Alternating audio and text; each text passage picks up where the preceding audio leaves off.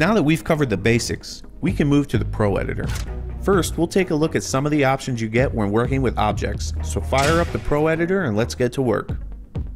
We're going to begin by looking at the advanced options we get with most objects in the game. I'll begin by spawning the same object we used as an example when we discussed objects in the Light Editor. All the basic controls for selecting, moving, and rotating the object are the same. The big difference comes when we open the Object's Properties menu. As in the Light Editor, if the item has variations, that'll be your first option. Scroll left or right to choose the variation you wish to use. Next, we have a few checkboxes that are not available in the Light Editor. These are pretty self-explanatory. Visibility determines if the object is visible or not. Generally speaking, you will usually have this box checked so that the object is visible. Physics is the box you will check if you want the object to have dynamic physics. Checking this box means that when the object is within the physics range, it will react to outside forces more or less as it would in the real world. Lock to driving line does just that. Objects with this box checked will stay on the driving line. Keep in mind that for this to have any effect, the object must also have active dynamic physics. The next option on the list is Advanced Physics. This is the menu that will let you really get in there and manipulate how your object reacts when physics are active. If the object is breakable, you will first have hit points. You can adjust this value to determine how much damage the item can take before it breaks. Mass sets the weight of your object. Friction sets how much resistance the surface of an object has to other objects.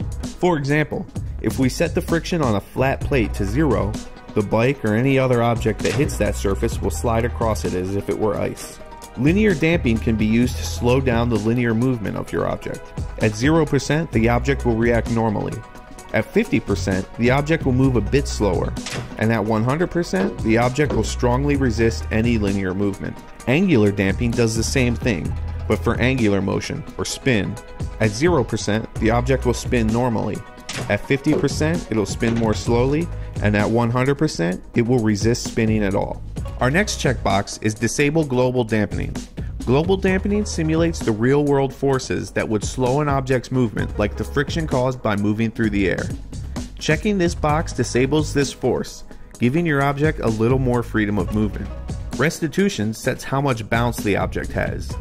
0 is no bounce, 100 is max bounce. Buoyancy determines how much your object will float in water. A value of 0 will sink right to the bottom. A max value of 1000 will resist entering the water at all and will bounce around on the surface. Disable World Gravity does just what it sounds like. It removes the effects of gravity on that object, allowing it to float around as if it was in space. If you choose to disable World Gravity, you can then choose a custom gravity setting specifically for that item. A negative number will pull the object down.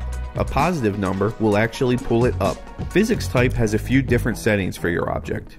Default means the object will behave normally. Contact response means the object will have collision, even if it is invisible. No contact response means the object will not have any collision, even when visible, but can still be used as a hit trigger, which we will cover a little later when we get to triggers and events. And finally, decoration only means the object has no type of collision at all.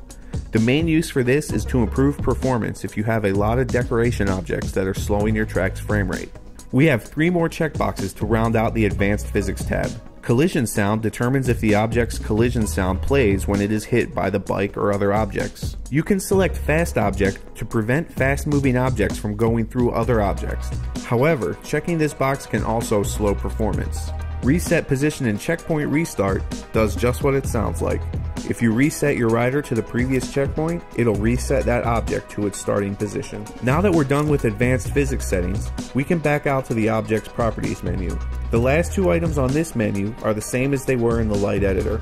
Colorize brings up the color picker so you can set the colors of the object.